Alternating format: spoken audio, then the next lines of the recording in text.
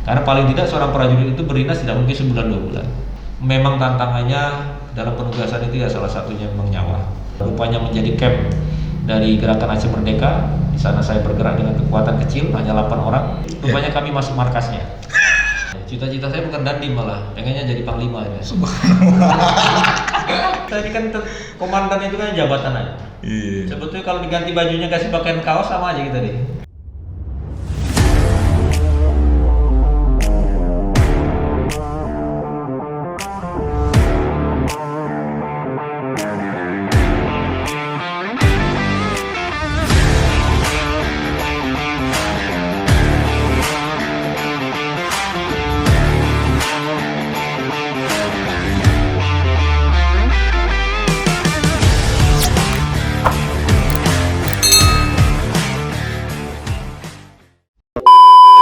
Assalamualaikum warahmatullahi wabarakatuh. Kembali lagi di channel Dan Entertainment, di podcast Dan Entertainment. Hari ini kita kedatangan tamu yang terhormat di Kabupaten Merangin, Bapak Letkol Infanteri Tommy Radia Diansah Lubis. Lumayan ya Pak. Ya, kalau ada salah namanya tolong di apa Pak, diralat kan. Enggak apa-apa, harap maklum. Iya, Bapak Dandim Sarko 0420. Baik, apa kabar Pak? Alhamdulillah, baik itu. Alhamdulillah. Mungkin ini Pak, sebagai tokoh yang lumayan lama lah di Kabupaten Merangin kan.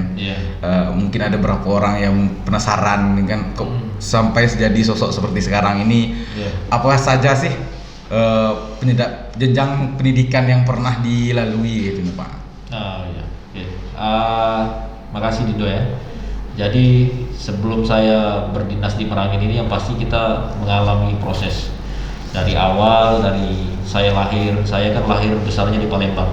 Kalau dilihat nama kita ini kan ada lubisnya ya. Makanya orang tidak percaya ini logatnya ada logat Jawa, ada logat Palembang tapi marga lubis. Nah itulah, saya besar di Palembang. Siap. Sekolah SD, SMP, SMA saya di Palembang. Bahkan saya dulu pernah kuliah, sempat kuliah 2 tahun karena mengikut seleksi di Akabri.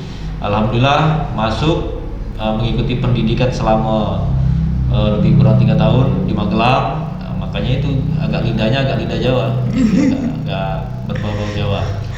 Selesai pendidikan militer saya berdinas. Berdinas itu sudah dari Sabang sampai Merauke, pernah di Aceh, penugasan pernah di Papua, di Merauke, pernah juga di Ambon, di Seram, dan juga pernah di mana-mana berdinas. Alhamdulillah setelah berdinas lebih kurang 20 tahun, sekarang saya bisa melaksanakan tugas, bisa mengabdi di Kodim 0420 Sarko, yaitu memiliki tanggung jawab di 2 kabupaten, yaitu Kabupaten Merangin dan Kabupaten Sarolangun. Nah itulah jejak perjalanan saya dari mulai saya kecil, dari mulai sekolah, dari SD sampai dengan sekarang saya berdinas di Merangin. Kalau nengok saya lihat di karir Bapak yang sekarang tuh, apa juga impian Bapaknya di seorang prajurit ini, apa pernah ada latar belakang keluarga prajurit juga ya Pak? Dari ayah atau dari ibu juga? Iya. Jadi saya ini memang kalau keluarga besar tidak ada yang prajurit. Pernah memang ada paman saya, tapi meninggal, seorang tentara prajurit. Beliau meninggal sekarang di Padang Sidempuan Medan. Tapi secara besar keluarga saya, yang terutama keluarga dekat, bukanlah seorang prajurit. Tetapi kenapa saya ingin menjadi prajurit? Ini merupakan cita-cita saya dari kecil. Dari saya kecil, bahkan dari TK mungkin. Jadi saya melihat sosok seorang prajurit yang gagah kan, berwibawa pada saat itu waktu saya kecil, dengan apalagi pada saat itu saya dekat dengan salah satu institusi, yaitu Kompi Kavaleri. Saya melihat di situ prajurit menggunakan panser, menggunakan tank gagah kan dengan baretnya. Menimbulkan kebanggaan bagi saya ingin menjadi seorang prajurit. Jadi saya dari situlah cita-cita itu saya wujudkan dengan proses juga. Artinya saya mulai dari bercita-cita dari SD, SMP, saya sudah menyiapkan diri saya untuk bisa menjadi seorang prajurit. Dan alhamdulillah akhirnya apa yang saya cita-citakan berkat motivasi, dorongan, doa orang tua juga, alhamdulillah terwujud. Nah itu yang yang memang proses saya, memang cita-cita saya dari kecil. Dari kecil sudah ada cita-cita untuk ngabdi untuk bangsa, luar biasa ya. Dari kecil kita. Betul. Cuman momen tersulit waktu lagi prosesnya di prajurit di mana Pak? Kalau selama prajurit, yang pasti tantangan kita yang pertama penugasan ya. Karena penugasan itu kan kita memang itu merupakan tugas, tapi kita harus meninggalkan keluarga dimanapun siapapun prajuritnya. Karena paling tidak seorang prajurit itu berdinas tidak mungkin sebulan 2 bulan, dia minimal 1 tahun penugasan pada saat itu. Sehingga memang beban beratnya adalah meninggalkan keluarga, baik istri, orang tua maupun anak. Bahkan ada prajurit ya termasuk saya, kalau seandainya pun baru lahir anak kita, tidak ada pilihan, berangkat kita berangkat. Ini merupakan perintah negara. Ini tidak ada lagi tawar menawar, karena ini merupakan perintah dari negara untuk berangkat tugas operasi. Walaupun anak kita baru lahir hari ini, kita berangkat hari ini, tidak ada masalah. Itu kita harus laksanakan karena itu merupakan perintah. Nah itu yang menurut saya suatu yang harus dilakukan oleh seorang prajurit di tengah bebannya bertugas, tetapi dia juga harus melaksanakan perintah dari negara atau pimpinan kita kan. Ya. Tapi waktu mulai terjun, mulai ada niat kan dari mulai menjambahi seorang prajurit, sudah terpikir belum untuk Bapak jadi seorang dandim kan? Nah, cita-cita saya bukan dandim, malah pengennya jadi panglima ya. Subhanallah. Karena kalau kita cita-cita kan mimpi. Ya mimpi. Artinya kan dengan mimpi itulah kita ingin mewujudkannya dengan berupaya kan, sekeras tenaga ya kan, dengan didorong oleh doa, semangat, motivasi, bekerja dengan baik ya, tulus ya, ikhlas. Untuk berkorban ya, kita harus berjuang. Nah itu. Jadi kalau katakan cita-cita saya jadi dandim, pasti ya. Pasti. Apalagi kan saya cita-citanya ingin terus. Artinya bukan kita melihat jabatannya, tapi pengabdiannya. Artinya apapun yang dibebankan kepada kita, baik dandim dan jabatan apapun juga, ya kita harus laksanakan dengan rasa tanggung jawab. Dan dandim ini ya memang saya pikir saya pun tidak terlalu bercita-cita. Yang penting saya berdinas dengan baik. Mungkin ya, bonus lah tadi pengabdian yang seikhlas mungkin selama ini. Iya, alhamdulillah. Yang penting kita bekerja dengan ikhlas dan tulus tadi kan. Tapi memang proses kita di dalam kemiliteran, fase-fase itu kan di proses jabatan itu harus dilalui semua. Dengan bertugas baik kita diberikan, dan pangkat jabatan itu bukan hanya diberikan, tetapi karena kinerja. Karena kinerja yang telah dilakukan, pengabdian yang tanpa batas tadi, sehingga kita diberikan pangkat, kenaikan dan juga jabatan. Jadi tidak serta-merta seorang prajurit itu bisa naik pangkat dan bisa diberikan jabatan, tetapi juga ini berkat penilaian juga yang dinilai oleh pimpinan kita. Ya. Waktu ini, waktu Bapak pertama kali dapat kabar Bapak bakal dinobatkan sebagai ini kan, diberi tugas amanah sama pimpinan untuk jadi seorang dandim, itu gimana perasaannya? Ya, saya alhamdulillah bersyukur. Artinya jabatan yang diberikan kepada saya, tugas, tanggung jawab, wewenang itu merupakan amanah bagi saya. Yang itu yang harus saya laksanakan dengan baik. Nah, oleh karena itu pertama kali pada saat saya mendapat surat perintah menjabat sebagai komandan Kodim, maka saya pertama kali harus mengenal adat istiadat, harus mengenal karakter masyarakat yang ada, itu penting. Iya. Nah, sehingga apabila kita mau menyelami masyarakat ya kan, dengan karakter budayanya, pendekatan sosialnya, saya pikir insya Allah kita tidak ada kendala. Karena saya juga pernah bertugas tadi, saya katakan saya pernah di Papua, bagaimana masyarakat di Papua, saya pernah di Ambon, bagaimana masyarakat Ambon, saya pernah di Aceh. Nah disitulah saya berupaya untuk mendekatkan diri saya, sehingga saya katakan bahwa seperti Aceh yang dikatakan bahwa di sana banyak gamnya, saya katakan pertempuran yang kita lakukan sebenarnya adalah perang perebutan hati rakyat. Sehingga yang perlu adalah kita berbuat untuk membantu masyarakat atau rakyat. Itu kedekatan itulah yang akan terjalin antara kita dengan masyarakat yang ada di Aceh, sehingga kita bisa membantu mereka setelah kita mengenali apa sih yang menjadi budaya dan keinginan mereka itu. Itu yang penting itu sih.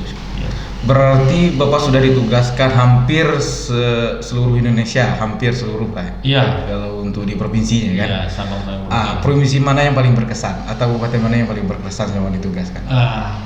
Iya. Jadi kalau bertugas operasi, semua daerah memiliki tantangan yang Berbeda-beda, siap. Berbeda-beda. Kalau Aceh ya kita jelas kita berhadapan dengan GAM. Artinya di situ tuntutannya kita sebagai objek yang langsung, sebagai langsung berkontak atau berinteraksi, ya kan. Iya.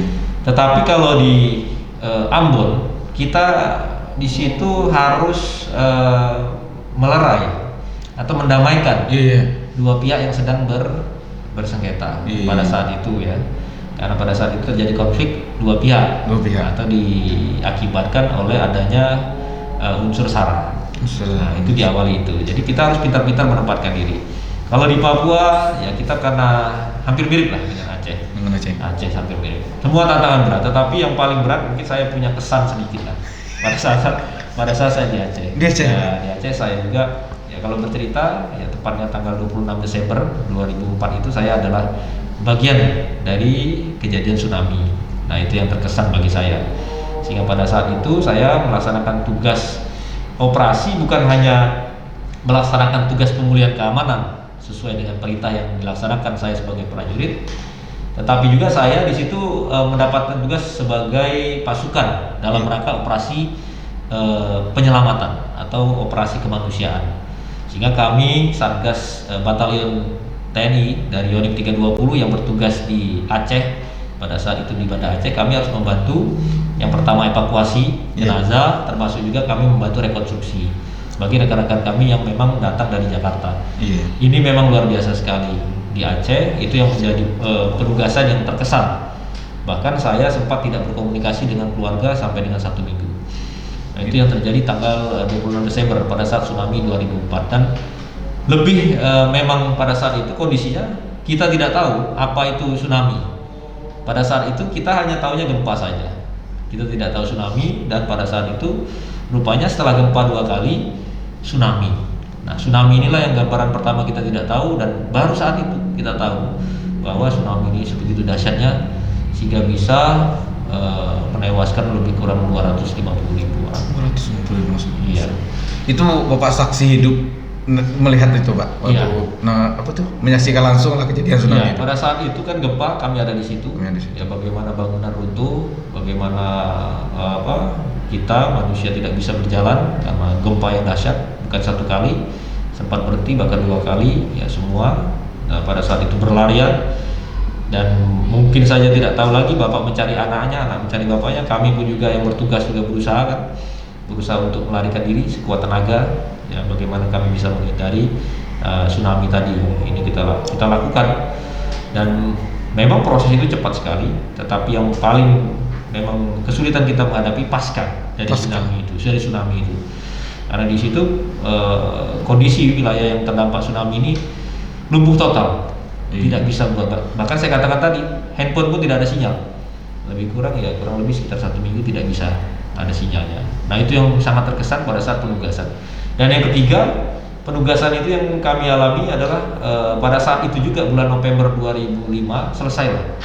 Artinya terjadilah perjanjian damai antara GAM dengan pemerintah pada saat itu, dan alhamdulillah dengan perjanjian damai tersebut maka tidak terjadi lagi konflik di Aceh. Jadi tugasnya ada 3 nih. Operasi pemulihan keamanan, ya kan, operasi kemanusiaan dalam rangka tsunami, dan juga operasi perdamaian.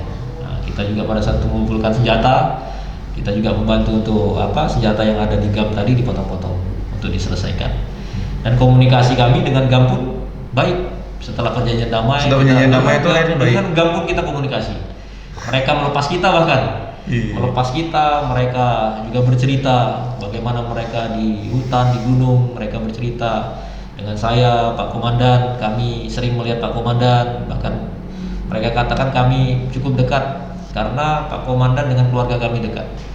Pada saat saya tugas di Aceh, saya melakukan pendekatan. Anak-anak kecil dari keluarga kami itu saya berikan permen, saya berikan makanan, ya kan. Orang keluarganya kami ada kelebihan sembako, mungkin yang kesulitan kita berikan bantuan sembako, dan mereka suka makanan ya. Kita berikan, ada beras kita beri bantuan beras, dan itu juga keluarga-keluarga kami juga yang kita bantu.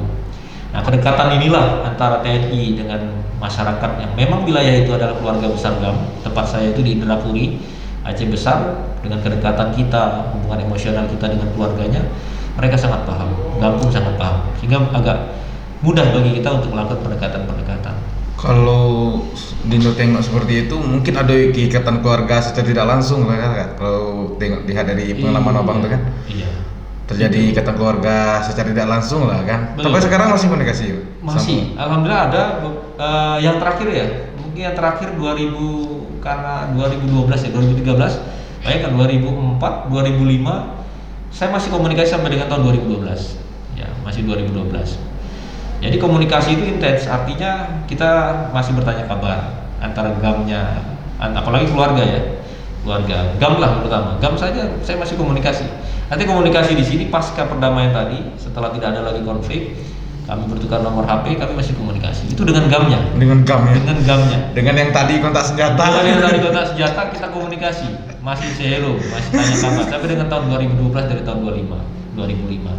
Nah, dengan keluarga-keluarganya, dengan masyarakat apalagi masih terus berkomunikasi. Kita berkomunikasi, menanyakan kabar ya kan, bagaimana kondisi di sana pasca tsunami, perkembangannya bagaimana kita tanyakan, dan kita merasa ya Aceh merupakan bagian dari kita, negara kesatuan Republik Indonesia yang tidak bisa kita pisahkan. Siap. Hanya saja ada beberapa orang yang ingin berubah saja.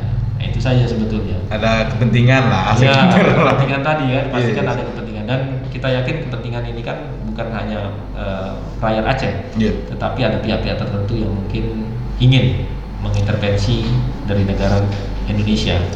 Itu pasti. Tapi kembali lagi waktu pasca tsunami Aceh itu terrespon dari pihak keluarga yang di rumah gimana tuh?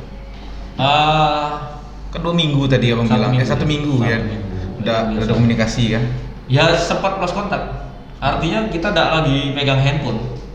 Jadi tidak ada lagi pikiran kita. Jadi pikiran yang ada di benak kita itu intinya bagaimana kita melakukan operasi penyelamatan, evakuasi. Bagaimana kita bisa membantu korban-korban yang masih hidup dalam kondisi luka. Bagaimana kita bisa membantu evakuasi dari jenazah yang ada pada saat itu. Karena kita tidak bisa menunggu dengan kondisi yang ada, tetap kita harus bergerak. Sehingga fokus kita pada saat itu tidak lagi berpikir bahkan keluarga. Yang ada di benak kita itu bagaimana kita membantu dalam rangka percepatan perbantuan ini untuk penanganan tsunami ini, itu aja di benak kita. Jadi hari demi hari itu bahkan kita kalau malam itu tidur, saya bolak-balik kan dengan anggota, dengan dokter, bagaimana kita mencari obat, bagaimana kita melihat korban, melihat kota. Jadi kita berusaha untuk membantu. Bahkan ya kita kalau ibaratnya makan pun kita lupa sampai makan. Makan itu hanya lapar saja. Lapar ya kan, kita makan. Setelah kita tidak lapar ya sudah. Yang penting 2 suap masuk, apa yang harus kita lakukan? Karena kondisinya memang darurat. Dan makanan pada saat itu yang kita makan ya semuanya, ya memang makanan apa adanya yang ada. Mungkin kalau ada nasi, tempe, nasi telur, yang penting kita bisa. Karena semua sudah lumpuh. Pertokoan, pasar semuanya tidak ada lagi yang operasional. Jangankan listrik saja tidak ada. Sehingga yang ada di benak kita dan apa yang harus kita lakukan hanya satu, bagaimana kita membantu saja. Kadang kita tidak mikirkan diri sendiri kan, nah itu sudah kita lakukan pengabdian tanpa batas tadi kan. Nah, alhamdulillah selama 1 minggu memang tidak ada, rupanya 1 minggu itu ada sinyal. Nah saat itulah saya berkomunikasi dengan keluarga, dan keluarga cukup dan sangat kaget dari telepon saya yang saya hubungi. Bahkan mereka percaya tidak percaya, mungkin pada saat itu yang awalnya mungkin tahlilan katanya kan, sudah menganggap kita tidak ada, pada saat itu berubah menjadi selamatan. Alhamdulillah. Penuh haru waktu itu. Ya, pastinya seperti itu kan, mereka mendoakan kita ya kan pada saat itu dengan apapun yang terjadi, mereka berharap kita masih ada kan. Setelah komunikasi bisa lancar, alhamdulillah ya, kita bisa komunikasi. Itu yang terjadi. Makanya ya, kisah itu yang mungkin kita kenang dan kita ingat ya sampai saat ini. Sebetulnya ada beberapa cerita ya. Kalau prajurit itu kan memang tantangannya dalam penugasan itu ya salah satunya memang nyawa. Itu sudah pasti, dan memang kita doktrin kita ya, kita siap meninggalkan keluarga kita. Jadi tidak ada lagi kita berpikiran apa-apa. Tugas adalah di atas segala-galanya. Kepentingan negara adalah di atas segala-galanya. Kepentingan pribadi kita sampingkan dulu.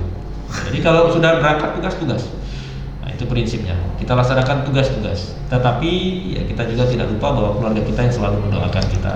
Nah, itu harus itu. Makanya pada saat saya pernah juga tanggal 2 April 2005 itu juga kisah saya Saya kontak tembak masuk ke daerah rupanya menjadi camp dari Gerakan Aceh Merdeka. Di sana saya bergerak dengan kekuatan kecil, hanya 8 orang, dan tinggal 4 orang, dan terakhir 2 orang kami bergerak masuk. Yang diperkirakan dari intelijen bahwa itu kekuatan GAM itu hanya kekuatan kecil, rupanya kami masuk markasnya. Nah, bayangkan kalau kita masuk markasnya GAM. Bayangkan hanya 2 orang masuk ke markasnya GAM yang jumlahnya 30-an. Nah, di situ memang ada rasa getar ya. Tetapi dengan kekuatan dan yakin bahwa kita selalu Allah lindungi kita, ya kan, kita juga melaksanakan tugas jihad, ya kan, artinya kita pengabdian. Ya, saya berupaya untuk bisa mengendalikan saya dengan prajurit. Alhamdulillah dari 8 prajurit yang saya pimpin semuanya sehat saja, walaupun ada yang terluka. Dan pada saat itu ya saya sedikit agak down ya, karena kita kondisinya sangat terjepit. Mungkin kalau Indo lihat film-film itu, itu seperti itulah. Dimana kita terjepit, tapi kita bisa mengatasi dengan sekuat tenaga. Lebih kurang 1 jam kontak tembaknya. Kontak tembaknya 1 jam. Itu tidak sengaja, memang direncanakan masuk ke itu? Jadi memang itu atas perintah. Atas perintah. Tetapi perintah awal itu kami hanya melaksanakan operasi penyimbang atau operasi penutupan dari gerakan dari Aceh Merdeka. Sedangkan tim yang bergerak dari arah timur, kami berada di barat, itu yang bergerak masuk untuk melakukan serangan. Tetapi rupanya dari kekuatan GAM yang besar ini bergeser dari informasi awalnya, sehingga dia bergeser ke tempat posisi saya. Yang awalnya saya bukannya adalah tim inti, menjadi tim inti yang berhadapan langsung dengan kekuatan besar GAM-nya. Itu yang terjadi. Langsung ke pusat GAM dengan personil 8 orang. 8 orang menjadi 4, bahkan 2 terakhir yang bisa masuk ke sasaran itu. Jadi 2 orang kita masuk dengan saya, body system dengan anggota masuk ke sasaran, berusaha untuk bisa, bahkan pada saat itu kami yang bisa menyerang malah awalnya di sungai. Jadi 2 lawan 8 awalnya. 2 lawan 8. Kami terjepit. Pilihannya saya katakan dengan anggota, kalau memang Anda ragu, kita diam saja, dia bilang. Kalau ragu, diam saja, tidak usah bergerak. Tidak komandan, saya yakin, insya Allah katanya. Kalau Anda yakin, kita serang. Gitu. Saya sampaikan, ini kekuatan GAM-nya 8 di sungai, dengan senjata kurang lebih 4-5 pucuk laras panjang. Pada saat itu dengan keyakinan tidak ada pilihan membunuh atau dibunuh kan. Kalau prajurit itu kan seperti itu. Kalau saya mungkin diketahui, maka saya lah. Maka ceritanya akan berbeda. Yang pasti saya tidak ada di sini menjadi dandim kan. Atau mungkin anggota saya meninggalkan anak istrinya dan anaknya, istrinya baru melahirkan anaknya yang usia 2 bulan, dan kami tinggalkan lagi mengandung. Alhamdulillah yang sekarang sudah bintara. Nah, itu yang saya alami, dan dengan keyakinan saya bahwa kita harus meyakinkan prajurit bahwa Anda saya pimpin, saya tidak akan masukkan Anda ke jurang. Pada saat itu kami lakukan penyerangan. Nah, GAM-nya lari, kita kejar mereka, bahkan mereka berlari karena kaget kan. Kita kejar ke ketinggian, mereka lari ke atas ketinggian, rupanya disitulah letak posisi markasnya. Rupanya kami berada di markasnya rupanya. Malah posisi itu berbalik, kamilah yang diserang. Nah, dengan kekuatan besar mereka juga akan menyerang kami. Menyerang kembali, kami yang berada di posisi di bawah, di atas sungai sedikit. Dengan sisa personil 2 orang? Dengan 2 orang tadi. Nah, dengan kemampuan latihan yang kami miliki, dan saya juga tahu apa yang harus saya lakukan. Dengan bergerak cepat saya menghindarkan daerah konsentrasi tadi, killing ground tadi. Akhirnya saya mundur. Untuk bisa menyelamatkan anggota saya, karena anggota saya ini terluka, dia kena granat, kena serpian granat di bagian dagu.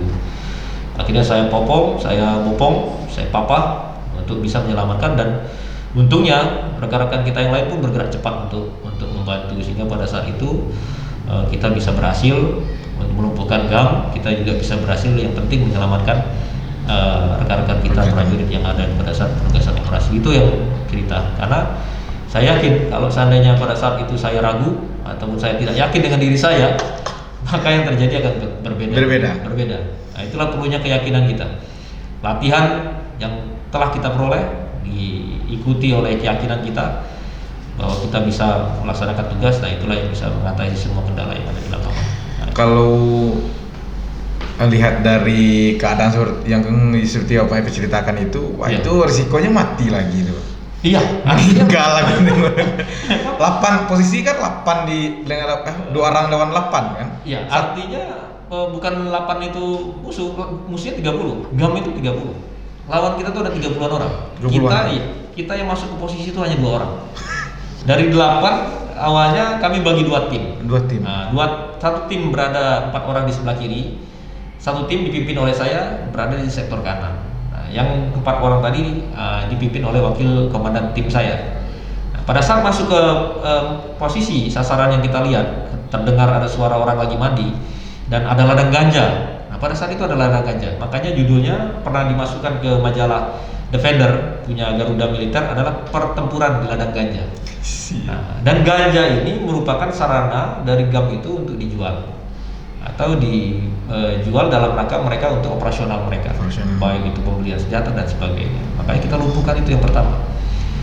Kalau di sana ladang ganjanya cukup luas. Nah, itulah kenapa kami lakukan operasi, karena kita sudah ada informasi bahwa di daerah itu banyak ladang ganja yang digunakan mereka untuk dijual. Pada saat kita masuk ke sasaran, ya itulah yang terjadi. Kita tidak tahu kalau itu kekuatan besarnya. Dan terjadilah kontak tembak antara 2 orang tadi. Yang 2 tadi tidak bisa masuk ke posisi karena tertutup hutan lebat. Di tengah-tengah hutan ya. Hutan limbah. Jadi memang hutan gelap. Jadi kalau posisi ladang itu tidak mungkin kelihatan. Dia tertutup hutan lebat. Memang sudah disetting oleh mereka. Dia berada di posisi yang tengah dari hutan limbah. Yang orang akan sulit masuk. Makanya saya pun menggunakan jalan tikus atau jalan babi. Yang pernah digunakan babi. Disitulah kami masuk. Kami masuk, infiltrasi, masuk berdua dengan cara merayap kurang lebih 20 menit kami merayap ke bawah sungai. Jadi 2 orang yang bisa masuk, yang 2 ini tidak bisa masuk, tetapi mereka masih body system karena doktrin kami di dalam suatu penugasan kami harus body system, harus ada tandemnya. Jadi kita harus ada temannya. Nah, inilah yang saya bagi 2-2, 4 tadi menjadi 2-2 kecil masuk ke sasaran. Dan memang informasi yang kita terima itu bukan markasnya.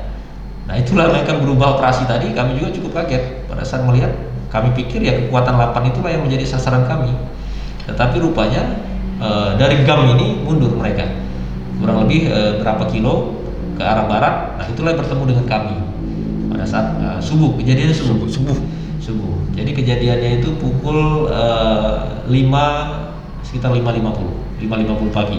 Pada saat itu memang pagi lagi mandi, beberapa orang GAM lagi mandi. Kita masuk ke sasaran itu. Nah, disitulah terjadi pertempuran yang dikatakan adalah ceritanya mungkin bisa nanti saya kirim pertempuran di ladang ganja ceritanya. Nanti di Indo saya kirim. Itu lebih lengkap kan? Nah, di situlah. Fakta datanya jelas di situ. Nah, mungkin bisa dibaca dan itu sudah dibuat. Dan tim dari Dispenat langsung yang membuat cerita itu.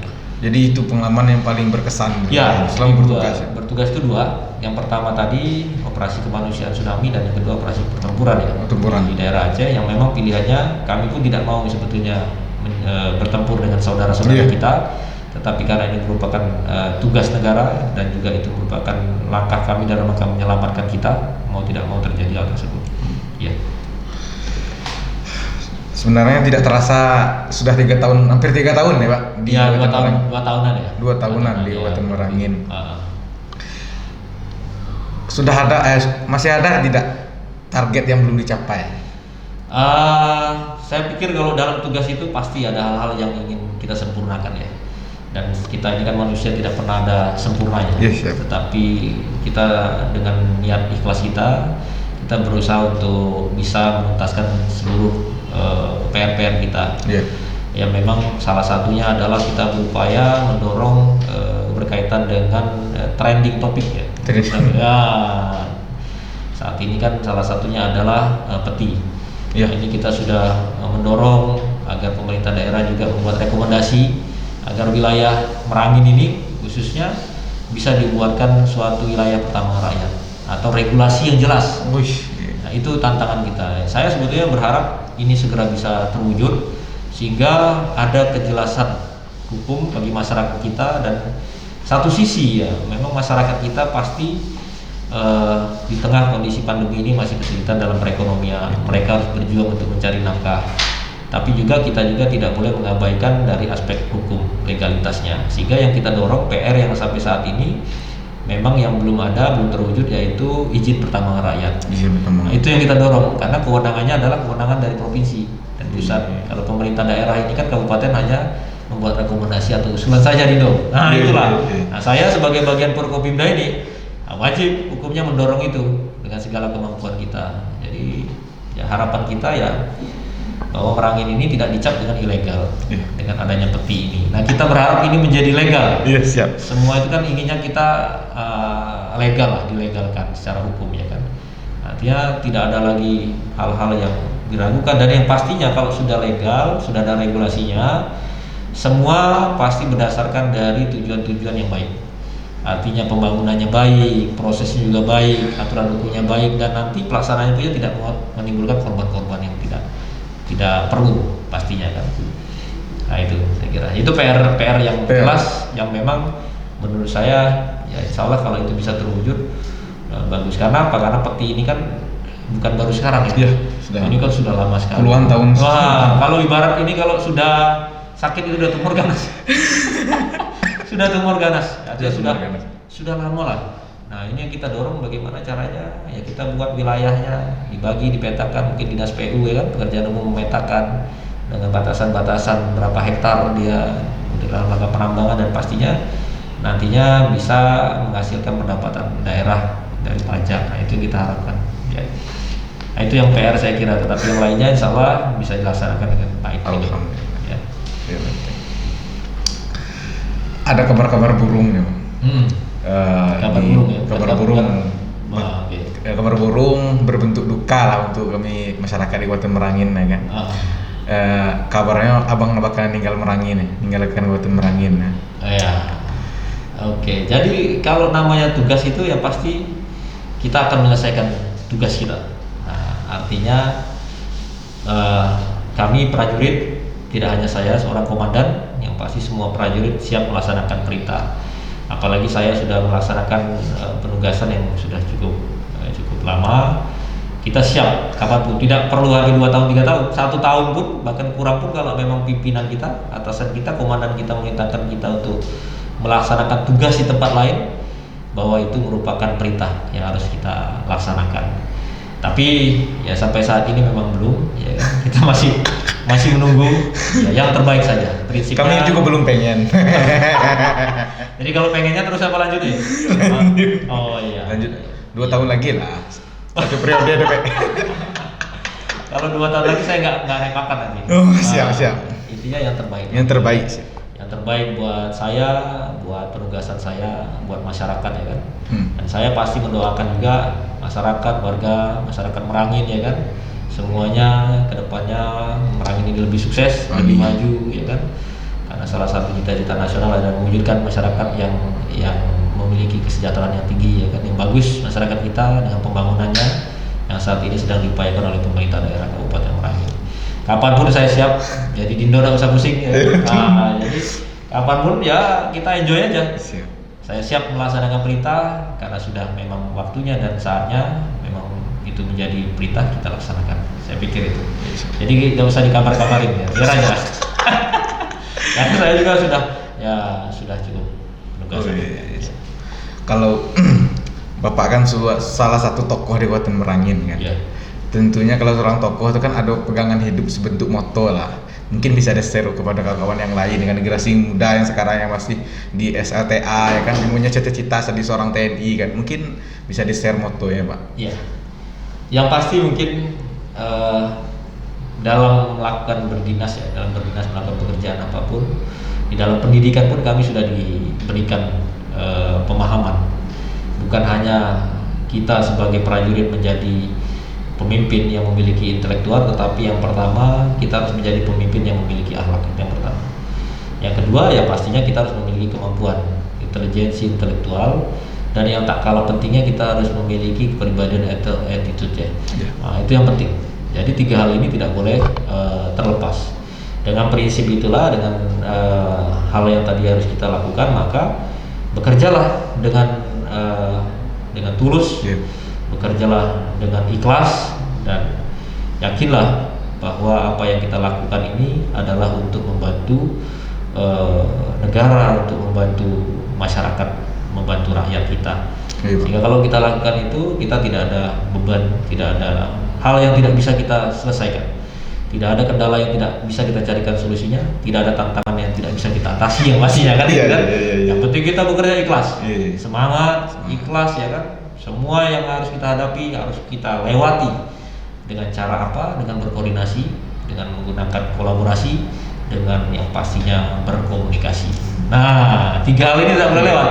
Koordinasi, komunikasi, dan kolaborasi. Kolaborasi. Nah, ini yang harus kita lakukan sehingga terwujudlah sinergi antara pejabat yang ada di wilayah, sinergi antara pejabat dengan masyarakat, dan sinergi antara pejabat dengan seluruh elemen dan komponen yang ada. Siap. Nah, itu.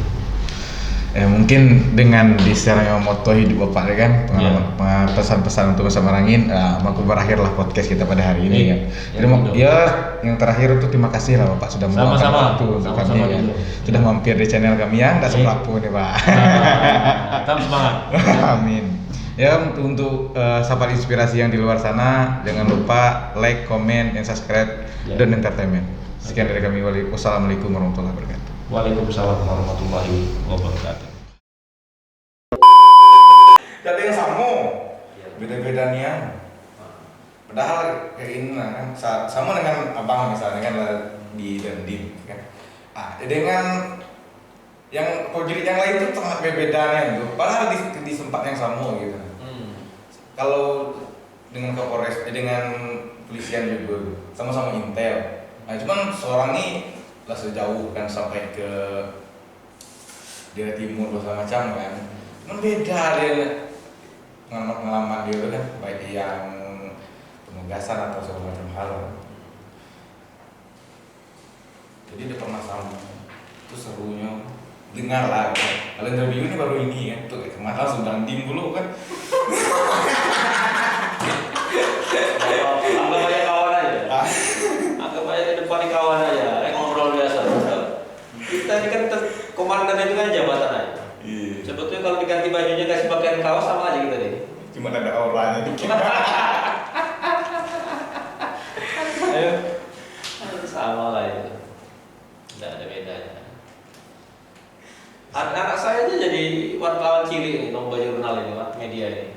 Wartawan cilik mana? Iya, ikut anak saya. Iya. Anak saya dari 38 dia ikut. Saya bilang sama panitia kan ya udah, yang penting objektif aja dari belakang. Udah bagus Pak, memang dia tanyanya luas ya. Ya kayak bapaknya lah ya. Nah, belum nih wawancara saya salah, nanti saya wawancara dia gitu. Dia udah senyum-senyum udah geleng-geleng ini. Ya, sudah kita ajari. Memang iya betul ya pindah dulu. Belum. Tapi kan kalau hitungan waktunya sudah Tapi masuk lama lah bang. Dari hari yang kemarin itu kan lama. hampir 3. Iya, kurang 2 tahun ya. 2 tahun. 2019 ya. Iya, hampir 3 tahun kan. Biasanya kan sama Kapolres tidak pernah hampir 2 tahun lebih dikit ya. Rata-rata hampir 2 tahun full tuh. Nah, saya bilang jangan seperti Kapolres ganti saya masih di sini. Iya Kapolres. Waduh kali Polres. Kalau seperti Kapolres ganti lagi saya masih di sini. Dapat kuali kita sama sendok satu terusin ya. Iya. Kalau Kapolres rentanian dia mang kau nih. Sebelum 2 tahun. Setahun lah ya. Ini kan Pak Lutfi bentar lagi pindah. Pak Lutfi. Pak Lutfi Pak Irwan. Pak Irwan. Iya, kata Pak Irwan juga mau pindah itu. Pindah atau mana dulu dengan abang? Makanya kalau sempat dia duluan udah ada dapat panci ya kan. Dapat satu kuali makan itu. Mungkin ada reward, mungkin betah yang lain. Ah. Padahal kalau dibicara masalah kekuasaan jauh besar abang tuh